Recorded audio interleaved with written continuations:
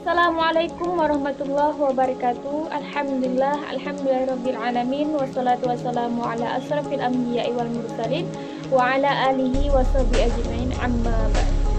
Baiklah, perkenalkan nama saya Novriani. Saya mahasiswi UIN Sultan Saifuddin Jambi dari Fakultas Ekonomi dan Bisnis Islam, Prodi Manajemen Keuangan Syariah.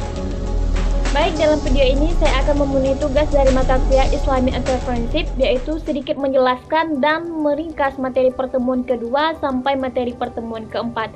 Oke, yang pertama yaitu kewirausahaan. Kewirausahaan adalah suatu ilmu yang mengkaji tentang pengembangan dan pembangunan, semangat kreativitas, serta berani menanggung risiko terhadap pekerjaan yang dilakukan demi menghasilkan hasil karya tersebut.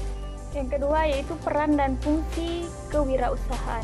Ada beberapa peran dan fungsi keberadaan atau pengaruh ilmu kewirausahaan dalam mendukung pengembangan kewirausahaan. Yang pertama yaitu mampu memberikan pengaruh semangat atau motivasi kepada diri seseorang untuk bisa melakukan sesuatu hal yang selama ini ia sulit wujudkan namun bisa jadi kenyataan. Ilmu kewirausahaan juga memiliki peran dan fungsi untuk mengarahkan seseorang bekerja secara teratur dan sistematis, dan juga terfokus dalam mewujudkan mimpi-mimpinya. Selanjutnya ada beberapa contoh kasus-kasus yang sering terjadi, yaitu yang pertama ada waktu. Waktu adalah salah satu masalah yang paling sering dihadapi pengusaha. Banyak pengusaha yang tidak bisa membagi waktunya dengan baik, sehingga menyebabkan masalah bisnis lainnya seperti telat meeting yang bisa menyebabkan kehilangan klien, atau jatuh sakit karena terlalu banyak memikirkan pekerja. Yang kedua, kurang percaya diri. Banyak pengusaha yang kurang percaya diri untuk mengakui bahwa ia memiliki sebuah bisnis. Hal ini biasanya terjadi ketika baru memulai bisnis dan bisnisnya masih kecil ataupun belum berkembang. Yang ketiga, tidak adanya dukungan keluarga. Beberapa orang masih berpikir berbisnis itu bukanlah zona aman dan bisa memberikan kerugian besar. Hal inilah yang membuat banyak keluarga tidak mendukung anggota keluarganya memulai bisnis. Yang keempat, perang harga. Ini adalah masalah yang sering terjadi saat ini. Banyaknya pesaing yang berani memberikan harga lebih murah, membuat Anda ingin menurunkan harga jual. Dan yang kelima, manajemen keuangan yang buruk. Keuangan adalah salah satu hal penting yang harus dikelola dengan bijak untuk kelangsungan perusahaan. Jika uang tidak dikelola dengan baik, pendapatan dan pengeluaran tidak akan terkontrol sehingga menyebabkan kebangkrutan. Next, materi berikutnya, menjadi entrepreneur.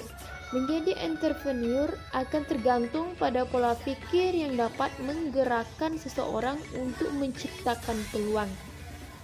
Pola pikir akan berkaitan dengan membangun ide kreatif dan inovatif. Namun, pola pikir dan budaya seringkali memengaruhi kita untuk takut mengambil keputusan bagi diri kita sendiri. Adapun contoh-contoh hal yang sering mempengaruhi ialah yang pertama, tidak berani dalam mengelola risiko, tidak memiliki modal, tidak memiliki bakat, dan tidak memiliki ilmu dalam mengelola keuangan usaha. Alasan seorang memilih jadi pekerja dibanding entrepreneur. Materi terakhir, fungsi makro dan fungsi mikro wirausaha. Adapun fungsi makro ialah wirausaha berperan sebagai penggerak, pengendali, dan pemacu perekonomian suatu bangsa. Dan wirausaha adalah orang-orang yang menggeser sumber-sumber ekonomi dan produktivitas terendah menjadi produktivitas tertinggi. Sedangkan fungsi mikro, peran wirausaha adalah penanggung risiko dan ketidakpastian, mengkombinasi sumber-sumber ke dalam cara yang baru dan berbeda untuk menciptakan nilai tambah dan usaha-usaha baru. Selanjutnya, etika bisnis dan wirausaha. Menurut pengertiannya, etika dapat dibedakan menjadi dua, yakni etika sebagai praktis, nilai-nilai, dan norma-norma. Etika sebagai refleksi, pikiran moral berpikir tentang apa yang dilakukan dan khusus tentang apa yang harus dilakukan atau tidak boleh dilakukan. Selanjutnya, bekal pengetahuan dan kompetensi kewirausahaan. Kewirausahaan memiliki fungsi sebagai perencana. Sebagai fungsi perencana, wirausaha memiliki tugas sebagai berikut. 1. Merancang perusahaan, mengatur strategi perusahaan, pemrakarsa ide-ide perusahaan, pemegang visi untuk memimpin. Selanjutnya, menjunjung tinggi inovasi. Kreativitas dan inovasi satu kesatuan yang tidak bisa dipisahkan atau dapat dikatakan nyawa bagi entrepreneur. Inovasi merupakan kunci dari pengembangan usaha. Inovasi tergantung dari kreasi dan pemahaman seseorang entrepreneur terhadap segala hal. Selanjutnya, yang terakhir, prinsip-prinsip etika perilaku bisnis. Kejujuran, integrasi, memelihara janji, kesetiaan, kewajaran dan keadilan, suka membantu orang lain, hormat, warga negara yang bertanggung jawab, mengejar keunggulan, dan dapat dipertanggungjawabkan.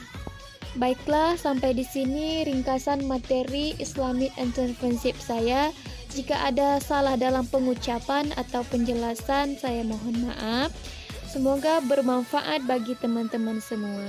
Saya akhiri, wassalamualaikum warahmatullahi wabarakatuh.